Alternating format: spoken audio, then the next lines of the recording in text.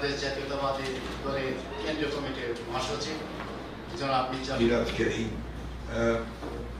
মত বিনিময় অনুষ্ঠানের বিশেষ করে উদ্যোক্তাদের সঙ্গে মত বিনিময় অনুষ্ঠানের সভাপতি আমাদের মাঝে উপস্থিত আমাদের নেতা মিস্টার বিজয়ন কুমার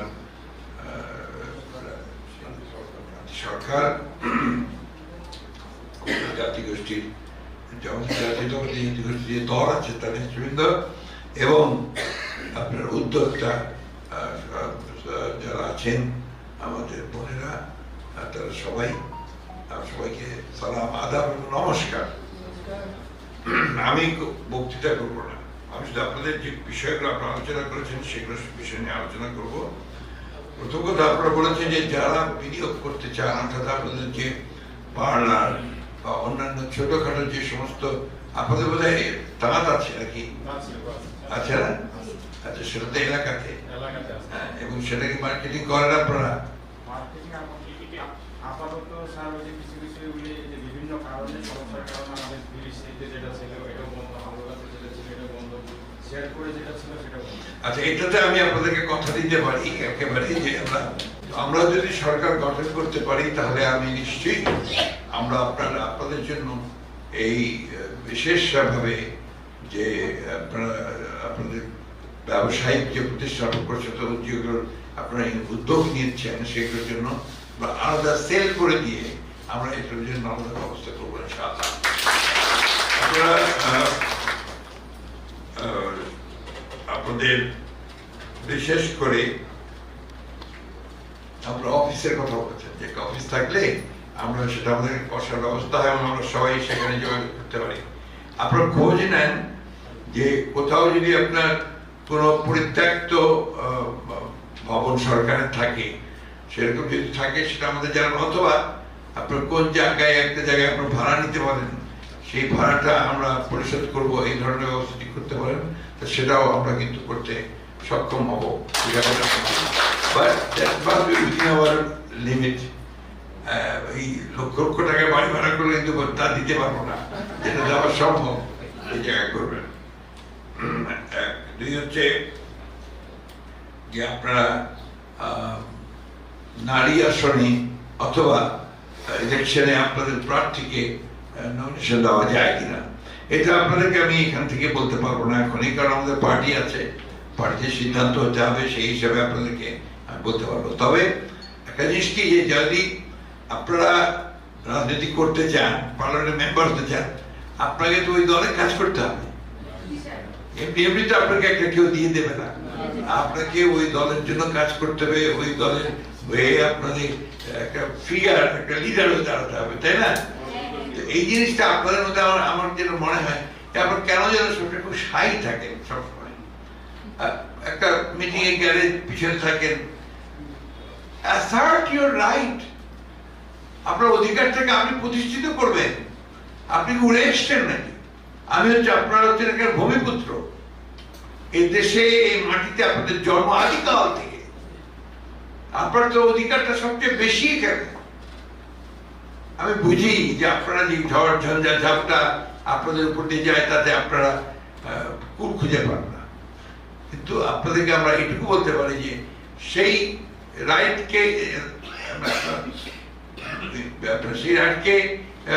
অ্যাসার্ট করার জন্য আমরা সবসময় আপনাদের পাশে থাকবো। এই ব্যাপারে আপনার কোনো চিন্তা করবেন। দাদা আছেন, উনি অত্যন্ত নিজে যেহেতু আপনার আমলা ছিলেন, সব বোঝেন, জানেন কোথায় কি সমস্যা আছে। আমি ওনার সঙ্গে আলোচনা করেছি, আমরা একটা সেল তৈরি করা যায় কিনা আলাদা হবে একটা। তবে আমার অনুরোধ হবে আপনাদের কাছে যে আপনাদের ইনফরমেশনগুলো, ডাটাগুলো, সেগুলো আপনারা আমাদেরকে দেন। নেতৃত্ব দিচ্ছেন, তারা একটা ডাটা বেস তৈরি করেন যে আপনাদের এক্স্যাক্টলি কতজন আছেন, কে কোন পেশায় আছে, কে কোথায় আছে, কোন জেলা কোথায়, এটা একটা ডাটা বেস তৈরি করেন, ফোন নাম্বারগুলো সহ। তারা আমাদের জন্য সব আমরা একটা আলাদা সেল তৈরি করে এখানে সেটাকে রেডি করব। আরেকটি বিষয় আপনার আছে যেটা আপনারা বলেছেন, সেটা হচ্ছে যে আপনার ভ্যাটের ব্যাপার বলেছেন, এগুলো আমরা দেখবো, আলোচনা করে আমরা যদি সরকার গঠন করতে পারি তাহলে নিশ্চয়ই সেই বিষয়ে আমরা সবচেয়ে বেশি আমরা গুরুত্ব প্রদান করব। সবশেষে যে কথাটা বলতে চাই যে আপনি জানেন যে unless you cry for it আপনাকে কেউ কিছু দেবেন না। আপনাকে আপনাদের কথাগুলো জোরে বলতে হবে। এই যে আজকে এখানে কথা বলছেন, কথা বলতে গিয়ে অনেকে সাই ফিল করছেন, কিন্তু সেটা হবে না। আপনি আপনার সঙ্গে আমার পার্থক্যটা কোথায়? আপনি ওখানে মানুষ, আমি এখানে মানুষ। কেউ সুযোগ পেয়েছেন, অনেকে অনেক লেখাপড়া করেছেন, কেউ সুযোগ পাননি, করতে পারেননি, এই তো। তো সেই সুযোগগুলো নেওয়ার চেষ্টা করতে হবে। আপনাদের স্কুল যারা প্রত্যেকটা জায়গায় তৈরি হয় আপনাদের এলাকাগুলোতে, সেটা নিশ্চিত করতে হবে। সেটার জন্য নেতৃত্বকে সবচেয়ে অগ্রণী ভূমিকা নিতে হবে। আমরাও যে আজকে এই জায়গায় এসেছি, আমরা তো এমনি চলে আসিনি, আমরা কিন্তু একটা লড়াইয়ের মধ্যে দিয়ে এসেছি। আমার পার্টি তো লড়াই করতে হয়, তো পার্টিতে তো সংগ্রাম করতে হয়, কাজ করতে হয়। আর এই যে আজকে দেশে যে পরিবর্তন হয়েছে, এই পরিবর্তন দেখেন কত প্রাইস পে করতে হয়েছে।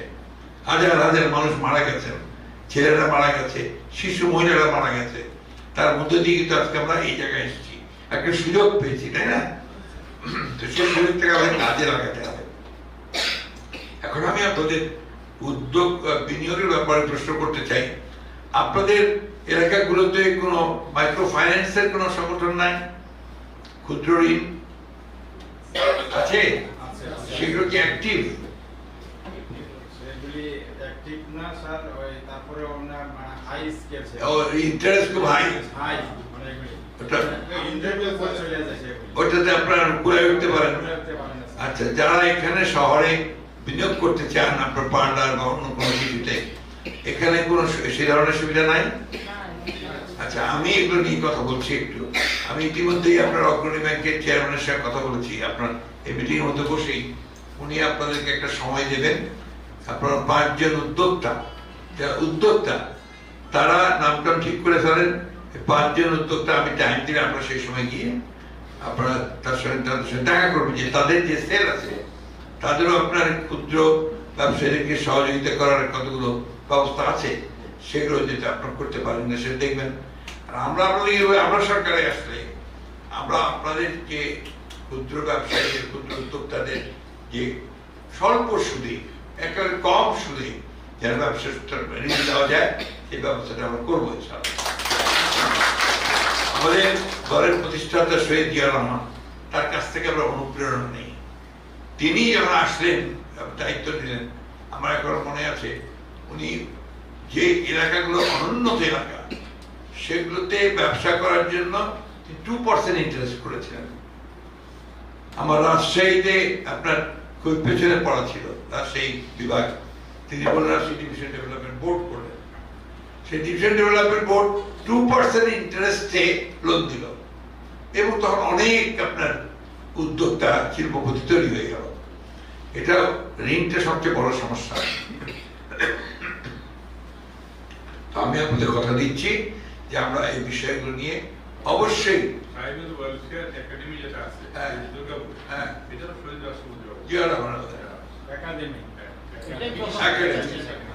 এই বিষয়গুলো কি আপনার হয় কি, যারা সত্যিকার অর্থে জাতীয়তাবাদে বিশ্বাস করে, যারা সত্যিকার অর্থে মানুষের কল্যাণ চায়, দেশের কল্যাণ চায়, বিভিন্ন গোষ্ঠীর কল্যাণ চায়, তারা এই কাজগুলো করে। কিন্তু যারা শুধু লুটতে চায়, যারা লুটে নিতে চায়, দেশের গায়ে বিদেশে পাচার করে, তারা এগুলো করতে চায় না।